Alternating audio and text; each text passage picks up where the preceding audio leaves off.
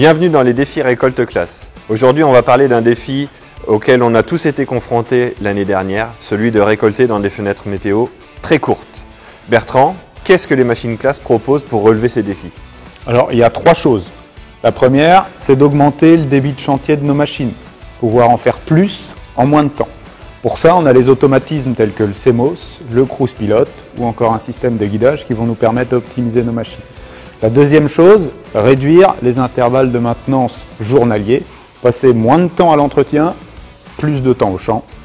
Et enfin, notre système hybride, qui est là depuis 30 ans maintenant, où on dissocie la partie battage de la partie séparation pour pouvoir attaquer la parcelle un peu plus tôt le matin et la finir un peu plus tard le soir. Tu me montres tout ça? Bertrand, on se retrouve en cabine. Qu'est-ce qui nous permet ici d'aller plus vite quand on est dans la parcelle?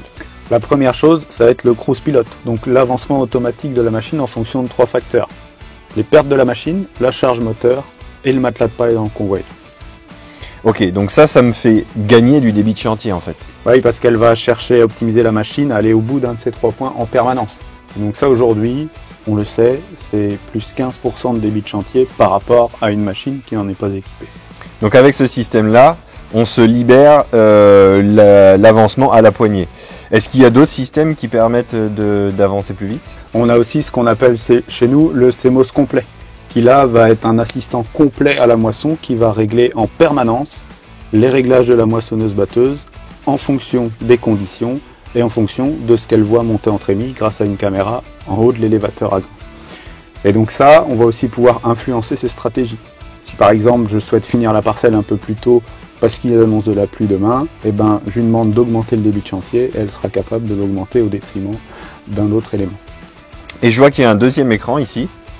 Ça c'est notre système de guidage, le CMIS 1200, commun à toutes les machines classe, en standard sur toute l'élection.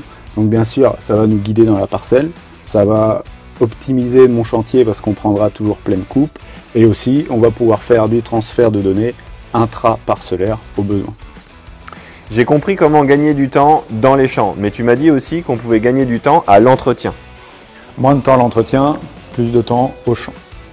Sur l'ensemble de nos batteuses classe, on utilise des poulies en fonte ventilées qui vont déjà naturellement ventiler l'ensemble du châssis.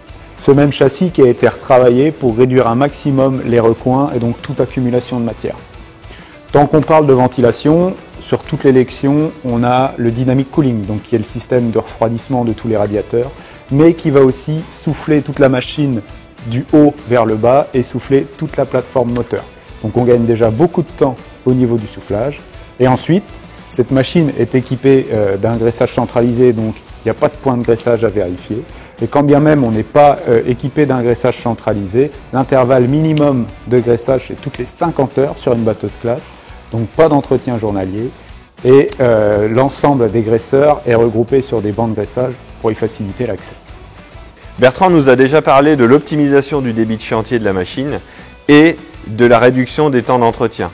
Mais il nous a aussi parlé du principe hybride des machines. Qu'est-ce que ce principe hybride peut nous apporter pour allonger les périodes de récolte? Pour allonger les périodes de récolte, j'attaque un peu plus tôt le matin et je finis un peu plus tard le soir. Et en général, c'est des périodes où on a de l'humidité. Quel est le défi à relever quand on est en conditions humides? Ça va être séparer le grain de la paille. Et sur une machine hybride, chez Classe, on dissocie toute la partie battage ici de la partie séparation.